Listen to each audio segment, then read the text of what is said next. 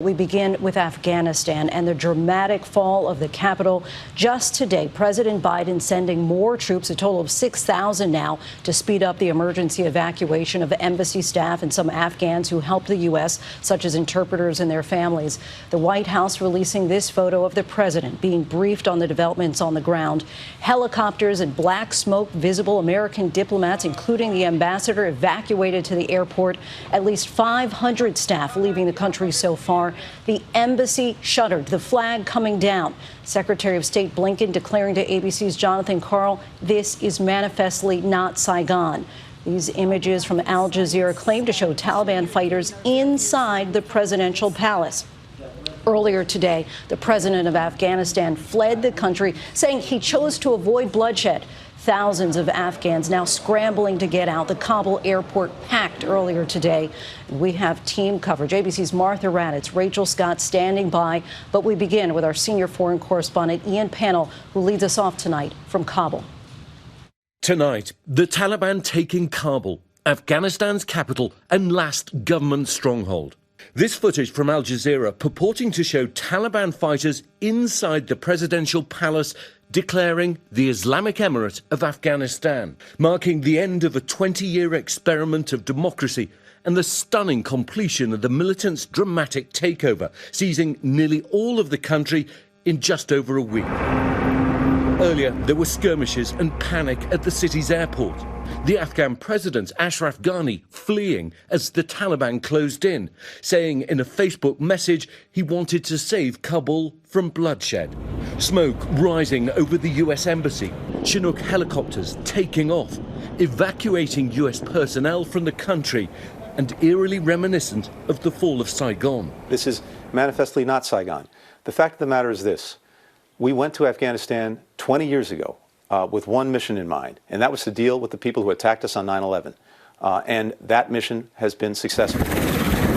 The Biden administration defending the U.S. withdrawal from the country, but clearly caught off guard by the Taliban's rapid advance. Just today, President Biden sending more troops, a total of 6,000, to hasten the emergency evacuation of the embassy and some Afghan visa applicants. Today, the flag removed, the doors shuttered, the U.S. ambassador and all operations transferred to the airport for safety. Embassy staff told to destroy sensitive equipment and documents, especially those containing images of the American flag that could be used as propaganda. And on the streets of Kabul, fear and despair.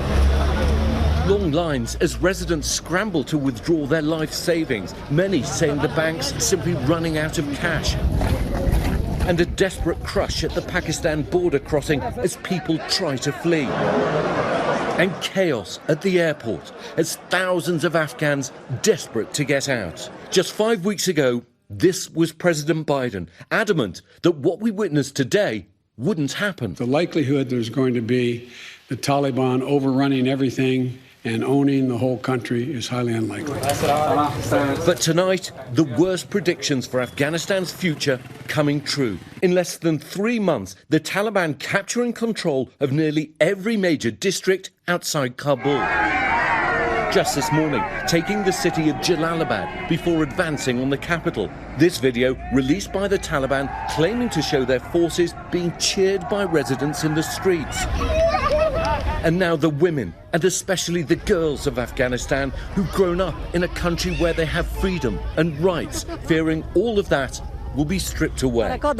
This displaced schoolteacher says she watched girls being lashed by the Taliban just for wearing sandals. Yet Miriam here, still defiant. I'm not afraid of them. We are not the people who will, go back to the dark era. I'm a girl and I don't care about anyone. But what should I be scared of? This is my homeland, my land. Her land, this country, now under Taliban rule. After 20 years of war, costing trillions of dollars and tens of thousands of lives. Tonight, so many questioning, what was this all for? And what will the future hold? General McKenzie, the head of US Central Command, met with the Taliban in Doha today, telling them not to interfere with the US mission at the airport, warning that the US has the firepower to defend themselves while they work round the clock to get everyone out. Lindsay? So much urgency as well as uncertainty. Ian, thank you. I want to bring in ABC's congressional correspondent Rachel Scott now. Rachel, as you know, President Biden at Camp David this weekend, receiving a lot of criticism and backlash for the way this crisis is unfolding. Is there any expectation that he might return to Washington ahead of schedule? Lindsay, as of right now, no plans for the president to return back to Washington early. We know that he has been receiving regular briefings at Camp David, but he is facing growing pressure to address this to the American people. Republicans are calling this an unmitigated disaster. I'm told that members of the House and the Senate were briefed on a private phone call by senior administration officials earlier this morning. Some members outraged Republican leader Kevin McCarthy, calling this an embarrassment to our nation. But President Biden has remained firm on this. He says he inherited this situation, and he says he made the choice not to pass it on to a fifth administration. Lindsay. Rachel Scott, our thanks to you.